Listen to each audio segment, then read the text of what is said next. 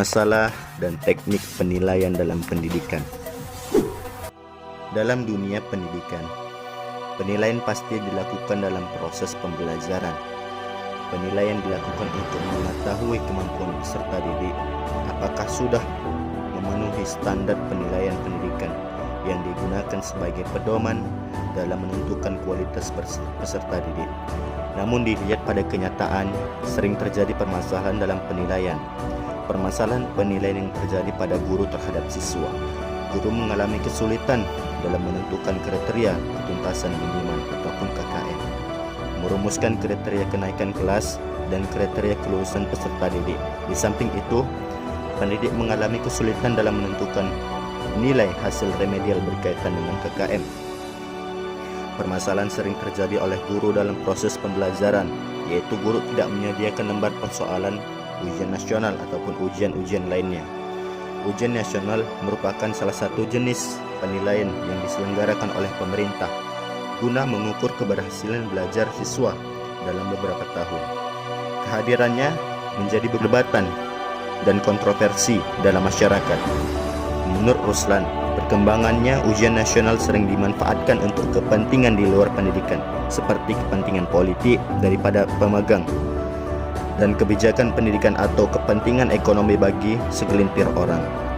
Kasus kebocoran soal, menyontek yang sistematik dan disengaja, merekayasa hasil pekerjaan siswa dan bentuk-bentuk kecurangan lainnya.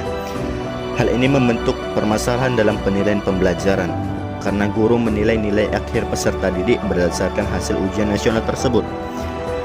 Hal ini dilakukan oleh kebijakan pemerintah dengan menerapkan sistem UNAS, ujian nasional, dengan NEM, yakni nilai akhir murni, sehingga penilaian hasil ujian tersebut tidak bisa menunjukkan kemampuan ataupun kompetensi masing-masing peserta didik, apakah mereka sudah menguasai mata pelajaran tersebut atau belum. Teknik penilaian dalam pendidikan. Teknik penilaian dalam pendidikan ini terbagi menjadi dua. Yang pertama ialah teknik non-tes dan yang kedua ialah teknik tes. Yang tergolong teknik non-tes ini adalah skala bertingkat, kuesioner, daftar cocok, wawancara, pengamatan, dan riwayat hidup. Yang pertama ialah skala bertingkat. Skala menggambarkan suatu nilai yang berbentuk angka terhadap suatu hasil pertimbangan. Maka suatu skala selalu disajikan dalam bentuk angka. Angka yang digunakan dalam hal ini diterapkan dengan jarak yang sama. Peletakannya disusun secara bertingkat dari rendah menuju ke tinggi. Yang kemudian ialah kuesioner. Kuesioner adalah suatu daftar pertanyaan yang digunakan untuk mengetahui tentang keadaan data diri, pengalaman, pengetahuan, sikap, pendapat, tanggapan, dan lain-lain. Kemudian ialah daftar cocok.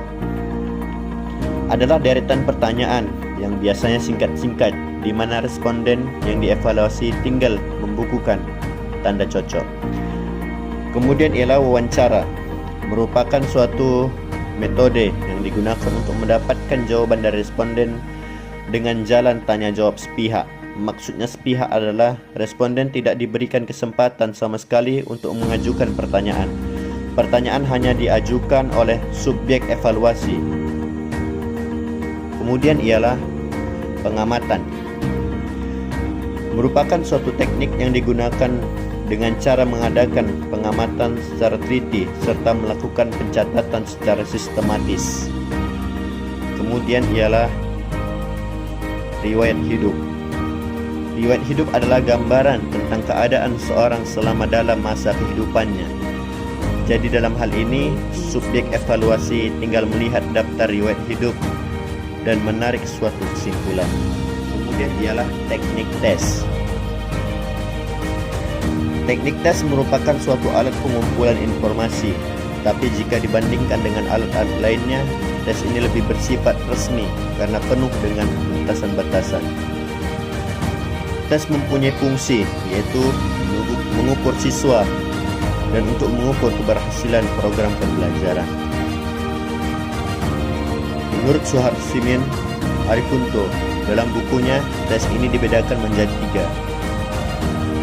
Ditinjau dari segi kegunaannya untuk mengukur siswa, yaitu tes diagnostik, tes formatif, dan tes sumatif. Yang pertama ialah tes diagnostik. Tes diagnostik adalah tes yang digunakan untuk mengetahui kelemahan-kelemahan siswa sehingga dapat dilakukan pemberian perlakuan tetap. Kemudian ialah tes formatif. Adalah tes yang dilakukan untuk mengetahui sejauh mana siswa telah terbentuk setelah mengikuti suatu program tertentu. Dalam kedudukannya, tes formatif dapat juga dipandang sebagai tes diagnostik pada akhir pelajaran. Kemudian ialah tes sumatif. Tes sumatif adalah tes yang dilakukan setelah berakhirnya pemberian sekelompok program atau sebuah program yang lebih besar.